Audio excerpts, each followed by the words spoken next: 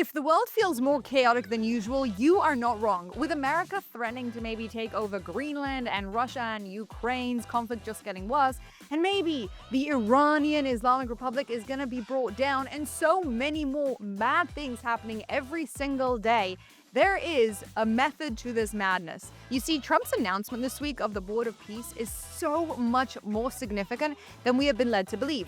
People are really focusing in on the details of what this is and will it resolve Gaza, but most people have completely missed the point.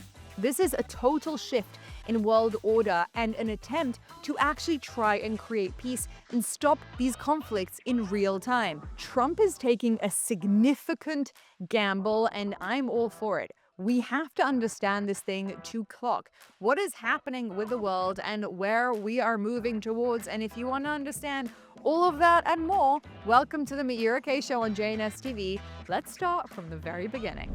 So it's 1920 and the world is kind of freaking out.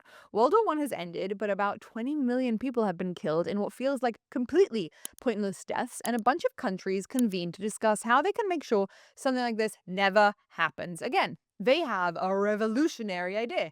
Instead of going to war, like what the world has done throughout all history, countries should sit down and chat about their issues, hopefully resolving them. They create what they call the League of Nations, which the US decides not to join. And if you're wondering if this League of Nations was a success, I'll jolt your memory to World War II, which erupts just a few years later. After World War II, the League of Nations is quickly disbanded because it's a complete failure. After all, countries are not going to talk about power plays. But then, after World War II, everybody kind of realized in the West, like, now seriously, we need to figure out how to stop World War III. And so they rebirth their old theory, and the UN is born.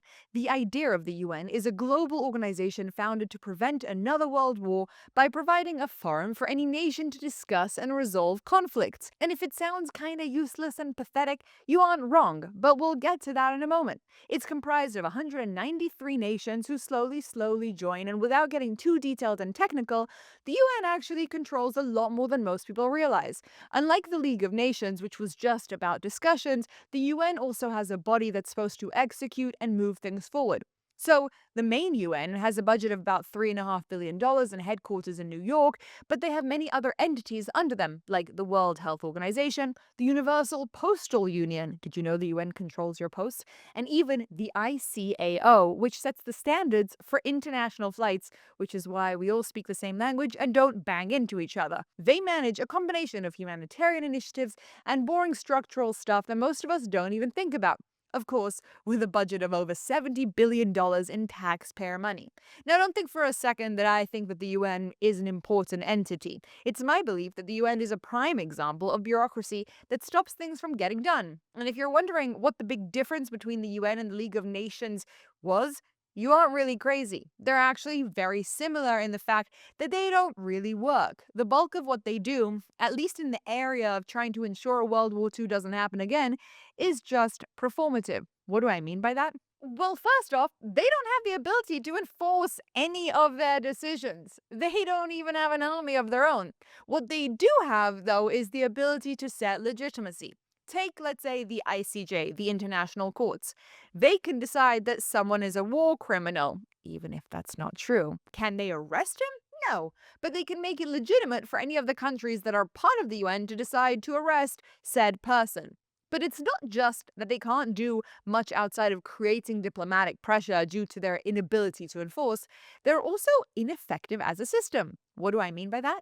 Well, first off, enormous bureaucratic organizations don't tend to be effective, but more than that, they have a very interesting veto problem within their Security Council. What is the Security Council? Well, the UN realized that despite the fact that it has a General Assembly of 193 different members of countries, they need a place where the top 15 members can discuss important war topics and make decisions about it. They call it the Security Council, but there's a little bit of a catch. You see, the Security Council is supposed to be able to enforce and push things forward in a more legitimate way than the General Assembly. But the 5 countries that defeated the Nazis in World War II are given the ability to veto any decision that is made, meaning to basically chuck it out of the discussion room. Now, these 5 countries that defeated the Nazis include Russia.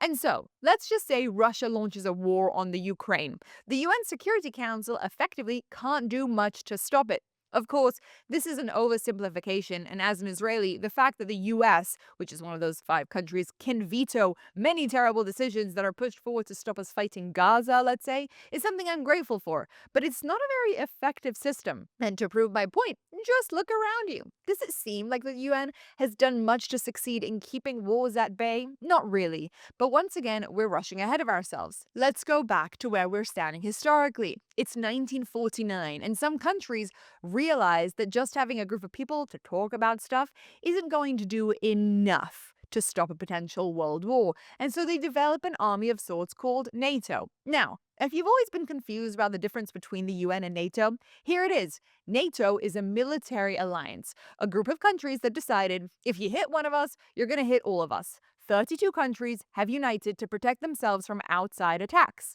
They are a military force using their own military abilities. The UN has no military. It's a forum for discussions, and it is trying to keep peace and handle global issues through debates. But here's where it starts to get complicated. It's 1949, and we've got the UN there to handle the intellectual sides, and NATO there to defend countries from a potential Germany's flare up again. And then it starts to get a little complicated, as Russia is a part of the UN. And this is the same time that the Cold War starts between the USSR and the US. This effectively paralyzes the UN. Because of the ability of both Russia and the US to veto, the Security Council, which is supposed to be the ultimate point for the UN, is frozen. If the US wants something, the USSR stop it, and vice versa. Now, a little bit of a historical reminder for people who don't remember what the Cold War was essentially about. It was a fight between 2 ideologies, and when I say was, I actually mean is. It is a fight between 2 ideologies. One believes in the West, in freedom and individual rights, in democracies. The other believes in communism, state control, and collective rule. These 2 things essentially really negate each other, and this is a fight that is going on until this day, even if the official Cold War is behind us. Now, following the intensity of the world wars, the Cold War keeps the US in focus, fighting against an enemy, but in a way that feels much more palatable to the West. Less killings, less feelings of war. It's a shadow war done diplomatically and in conversations behind the scenes. The US is strengthened ideologically by the Russian enemy, sharpening its knowledge of what it believes in and what it wants to fight for. But the UN is a completely different story. Since the UN couldn't actually stop wars between big powers, it invented something new to remain useful: peacekeeping.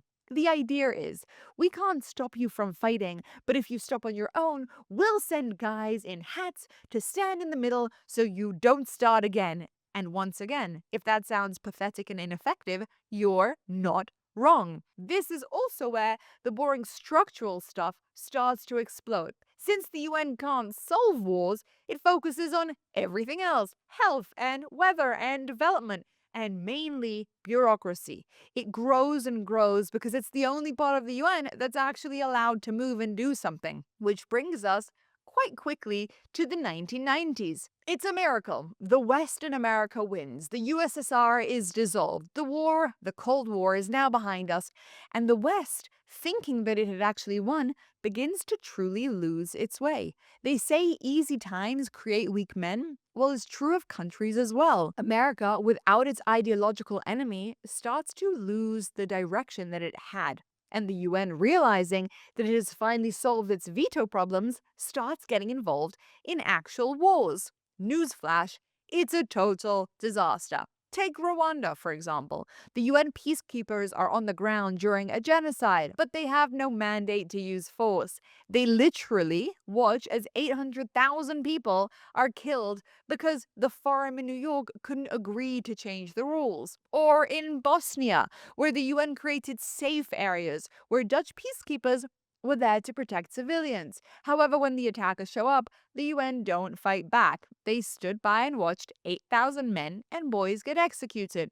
And of course, in Somalia, where the UN and the US attempted some sort of combined mission to feed the people, and stop the civil war, and it just ends up with tens of US soldiers killed, hundreds of Somalians murdered, and the public outcry across the US that this is not an effective way to be using the American military.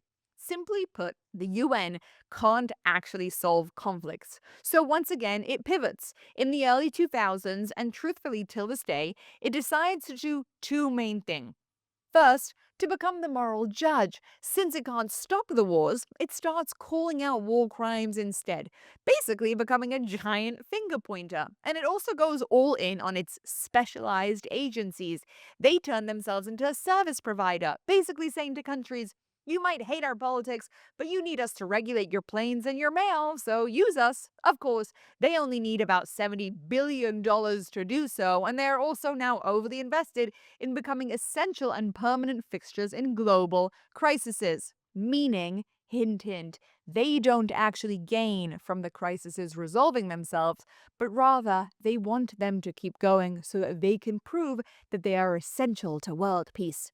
But who am I to get political?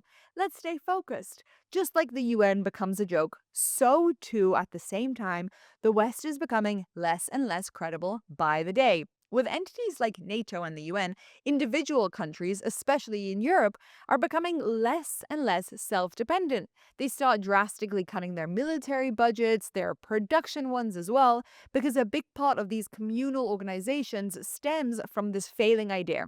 One that we like to call multilateralism. This is the idea that everyone can and should get a seat at the table and that the rules should be the same for everybody and everybody is collectively going to fight to help everybody, meaning the individual is actually not that important anymore. In reality, this doesn't work so well. If the UK can be totally dependent on Denmark and Germany's military, why would they invest in their own? And hint, hint, they don't. They stop, and then as individual entities, they become unbelievably weak. And add on to this the fact that it is really slow. If you need everyone to agree on something, this creates serious bureaucratic problems. If you have 195 people sitting around a table and all of them need to agree on how to resolve a conflict, guess what? That conflict's not getting resolved. But that's actually the less significant problem. What happens if not everybody agrees to the rules being set? If you have players who have decided that they fundamentally disagree with this philosophy and that they want to strengthen themselves as individual entities, i.e., they don't believe in the Western mentality of collectivism and everybody working together. They think that they should be strengthening themselves as individuals. Guess what? They get stronger. Enter into the chat BRICS, BRICS, it's an acronym. And whilst the West is busy discussing these ideas like multiculturalism and eroding its own value systems and abilities, its enemies are very busy watching and learning. Now, chances are you haven't even heard of BRICS, but that's not going to be the case for long, as they are very quickly becoming a serious part of our reality. In 2001, an economist coined the term after Brazil, Russia, India, and China, claiming that they would become the world economic superpowers, and this became a term in the economic world. It's only in 2009 that these countries, liking this BRICS term, turned this into a political group. They then added South Africa and stayed with only 5 players until 2024 when they started seriously expanding, adding Egypt, Indonesia, UAE, and other regions into their coalitions. So what is BRICS really about? Well, they believe something essentially different to the UN. They believe in multipolarity, which means they want a world with multiple centers of power rather than just one. And yes, if you're starting to understand that they are looking to compete directly with the West and with the United States explicitly, you are absolutely correct. How do they want to do this? Well, first, by minimizing the US power, which starts, as you now know, with the dollar.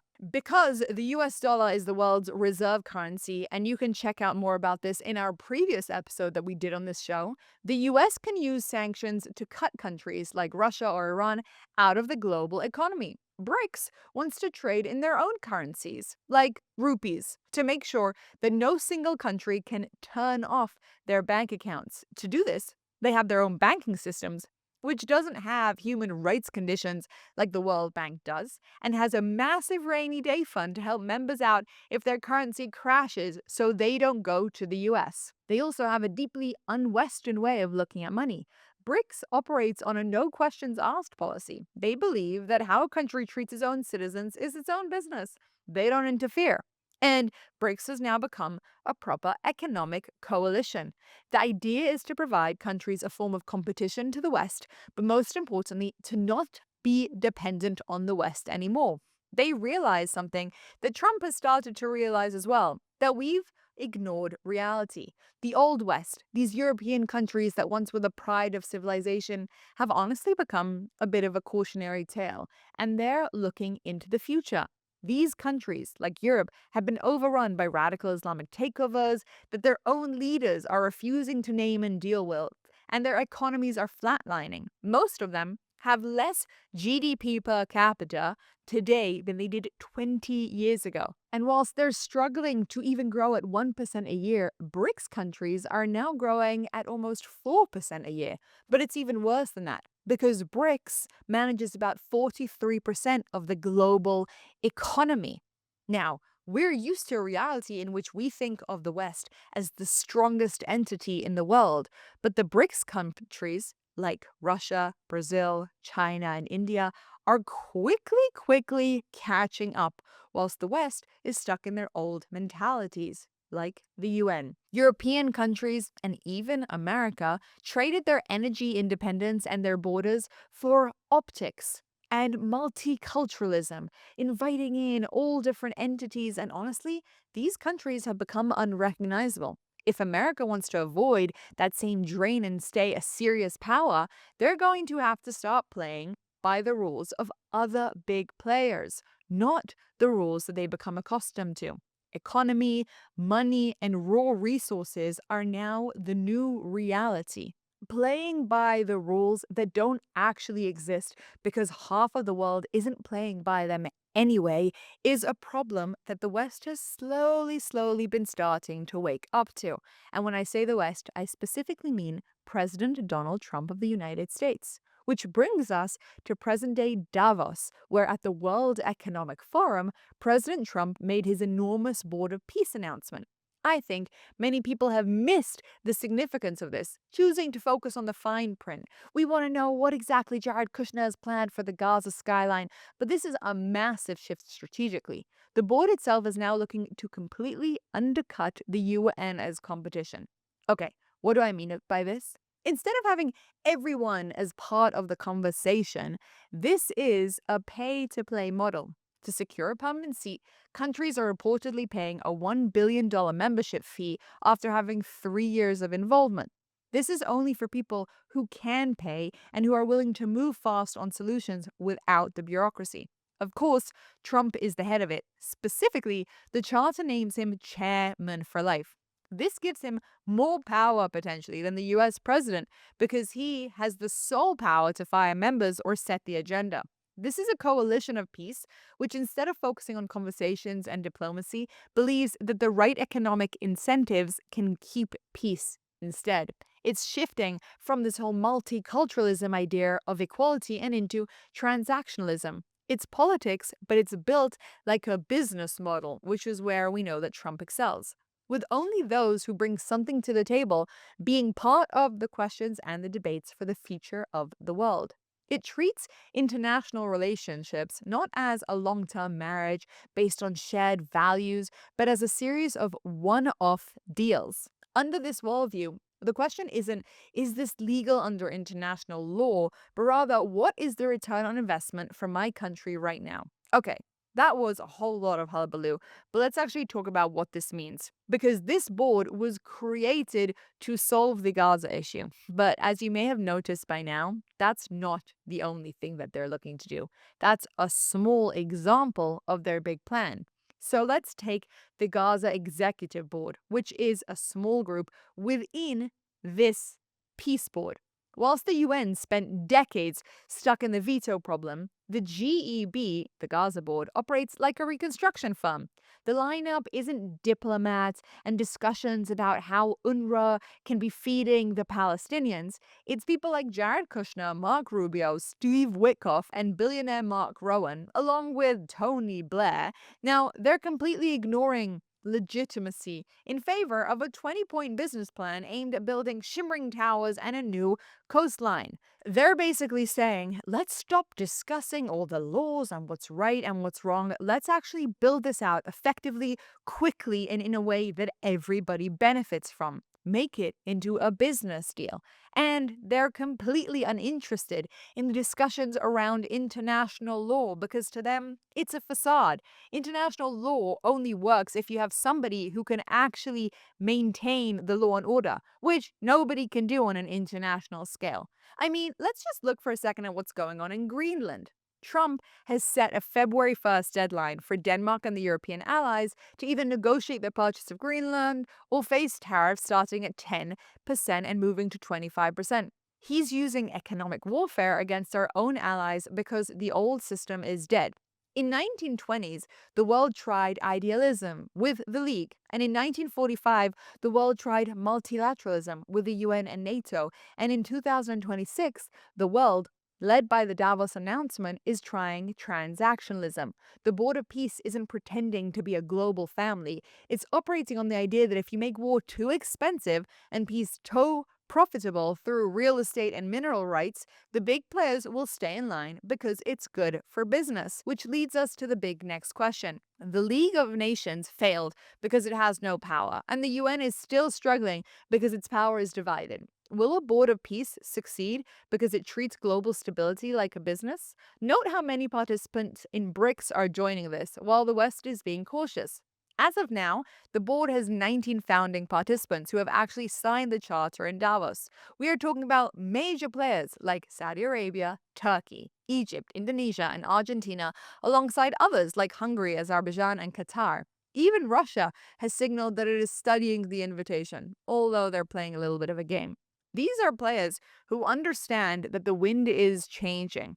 But then look at the other side, the nervous ones, the leaders of what I call the Weak Europe coalition. You have Emmanuel Macron in France, who has already said he has no intention of joining because it undermines the UN. You have Merz in Germany and Cooper in the UK, all clutching at their pearls over constitutional issues and Russian involvement. They are so stuck in the 1945 mindset that they're literally watching the world move on without them. They'd rather go down with the sinking ship of the UN than admit that Trump's new model is the only thing that might potentially keep peace, because we have not succeeded in keeping peace in the last 70 years. These countries, again, weakened by an old mentality that doesn't work, are choosing optics over survival. What Trump is saying is actually seriously simple. He believes that peace and diplomacy and this model doesn't work. It hasn't been effective and it won't be effective. But businesses are effective. And if you can shift diplomacy into a new economic reality, you might actually have a chance. By the way, how is he getting people to join his board? He's bullying them economically. He's saying, you're going to be receiving extra tariffs if you don't join my board of peace. Once again, using money, oil, raw minerals to shift the way that people see things, because his essential core belief is that money is what makes the world go round. And if you want to shift the world into a better place, you need to use economic incentives to do so. The mistake the West is currently doing is that besides the fact that they're not looking at their complete economic failure and focusing in on the other countries that are succeeding every single day in growing their economy, they're looking at this as another crazy Trump idea.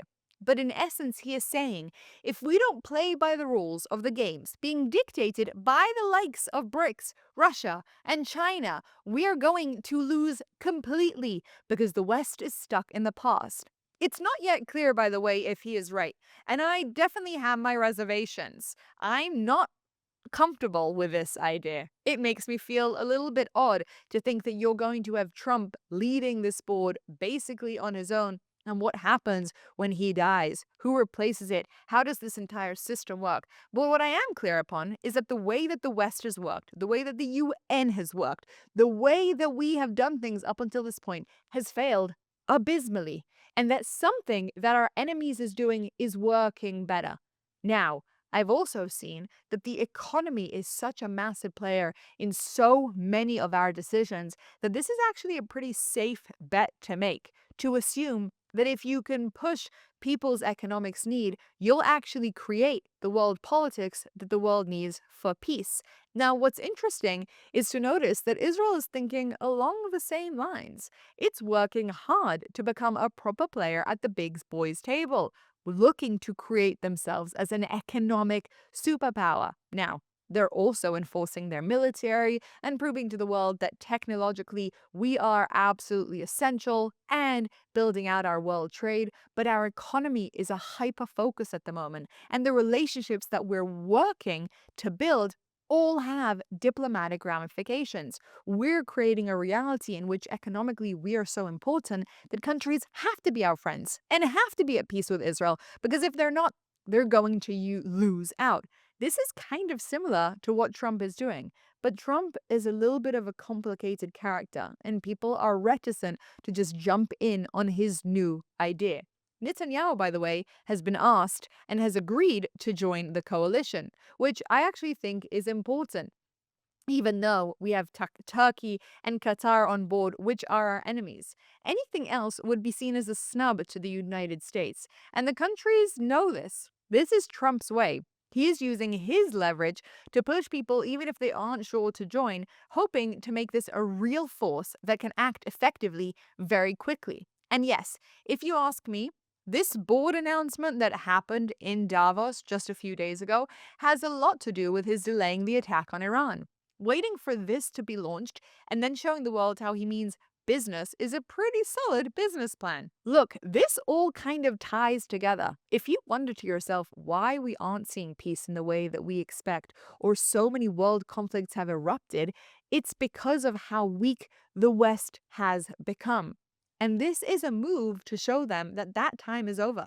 Russia invading Ukraine was a test of the Russians to see how the West would act, as was Hamas in Gaza. They were trying to see what their reaction would be. And same too with China potentially invading Taiwan. They are testing Western's military abilities, psychological abilities, and unity. And the truth is, we failed. Trump knows this, and he's been doing a lot over the last year to recreate a West that looks strong, but most importantly, has the economic upper hand. This explains Venezuela. This now explains Greenland. This explains the tariffs and a lot of the negotiations that we've seen with the Middle East. He believes that making war not worthwhile financially is the smartest way to keep war at bay, to keep the peace, and to keep the West strong. The most obvious flaw in the plan, to me, is the fact that money might be able to buy out communists and other ideological agendas, but I'm not so sure about the radical jihadis. I think we are wrong in the thinking that makes us believe economic interests are above religious pursuits. It's a lesson that Israel's kind of learned, that if you just funnel money to your enemies, they're not going to become more likable. They're just going to wait for you to give them as much as they can to build themselves out and then attack you. But if we can present ourselves as the strong ones, the ones who can't be pushed over, the ones who have the military abilities and the chutzpah to fight back, specifically economically, the jihadis might actually take note. I mean, a whole bunch of the Arab countries have already joined, and I guess we will soon find out. Is the old adage true? Keep your friends close, but your enemies closer? Is this the new reality that we are looking at? I mean, again, time will tell. What we're now seeing is in 1945, a decision was made to create these enormous organizations that don't work in the hopes that they would incentivize peace. It has failed colossally as a system. And we've got new entities who are saying, whilst we don't like the reality of playing these games, which might seem a little dictatorshipy and not exactly aligned with the rules of the West, we might not have any other opportunity. we might not have a choice because the West has fallen so badly that these countries are growing and growing and growing. And if we don't start to play on that level and remove the entities that are stopping us, as the UN is, then we are going to be in trouble. This is the bet that Trump is taking, and I'm interested to hear. Do you think that this is effective, that this is wise, that this might actually be the chance that the West has? Or are we just seeing new leadership falling for the idea that the more power they have, the more silent the world will be, and will once again be a little bit bitten by this theory? I'm not so sure, but that's where we're at now. We're seeing a complete shift. The world peace idea that we all believe in and we all want, it's not working. We now live in a reality in which if you don't have the economic upper hand, which is more important than the diplomatic upper hand, you are going to fail. And the West has to start doing something drastic to shift. Is this going to be it? Only time will tell. I'm Meira K, and I will see you next time.